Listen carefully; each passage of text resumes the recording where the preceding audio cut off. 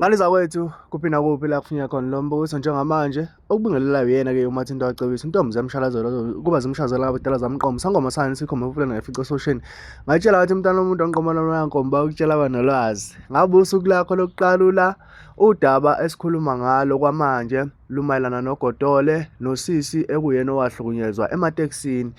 Namhlanje kuphathele isiqephu lakho nosisi echaza ukuthi kwenzakalani ukuze kufike la owagcina efike khona. Ukufika kwakhona yabanjani treatment kwagcina kuphethe lephi. Ngaphandle kokumoshela isikhathi sakho mntana sekhaya ngizoxhuma ngihlala odabeni kodwa ngicela uqinisekise ukuthi ulikile wasubscribe and mawukuthi okokuqala ubona le video mhlambe la amanye ubungakawaboni you can check on my video list la kwi playlist yami uzowathola la khona kunesithombe sagodolo isithombe sagodolo kwabhalwa kwathiwa owesifazane obehlukunyezwa uSomatekisi. Njengamanje sisesiqeshini sesithathu ngiyaqinisekisa ukuthi sophela esiqeshini sesine noma sesihlanu bese siyayivala ngoba i-conclusion ngathi seyikhonyana kancane. Asixhume sihlale kwi-video wena ngenze lokulula press subscribe button ushare ucommente ungakhohlwa ukulike khona uzothola i-special notification. Nangu sisi uyayichazela ukuthi kwasukelaphi kwakwenze njani kwagcinaphi wagcina efike kuphi. Morning, Naledi. Yeah, we are speaking with Dumsile Tlhabang here. Yeah, it happened on the 16th. I was with my kids, and then being driver from Enhlazatshe, Senya Endlini.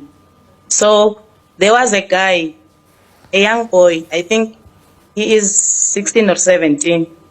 Then in your driver, near Ewabaton. Okay.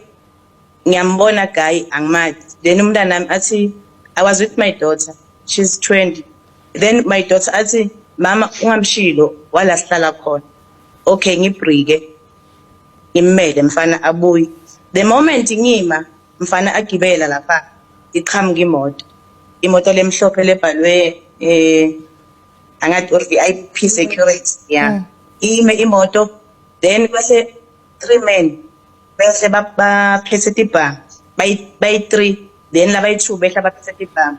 The other one ehle ete emotweni yami makafika emotweni yami azange angibulise wavela wavula izivalo ngemuva wagibela emotweni wasika ayisithesi njengoba wena uyasebenza ungidriver wemateksi drive itaxi manje siyajika siyerenkini ofisini uyokhuluma lapha ukhipha imali uyofayina 1.5 ukuthi wena ulayisha abantu and wena using taxi driver.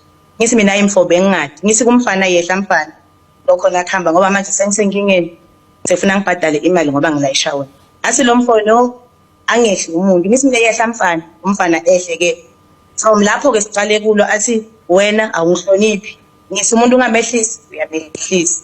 Okay ngithi okay what manje senda in athi drive imoto mangabe uyahluleka drive imoto bisasikhiya mina ngidrive le moto siyahamba office. Okay sihlalile lapha isikhathi eside silo. Then umntana nami wa decide ukuthi athathe le video because lo guy bese ka angishayisa kakhulu kakhuluma kakhulu say umntana acabanga ukuthi utongishaya that's why I decide ukuthi athathe le video.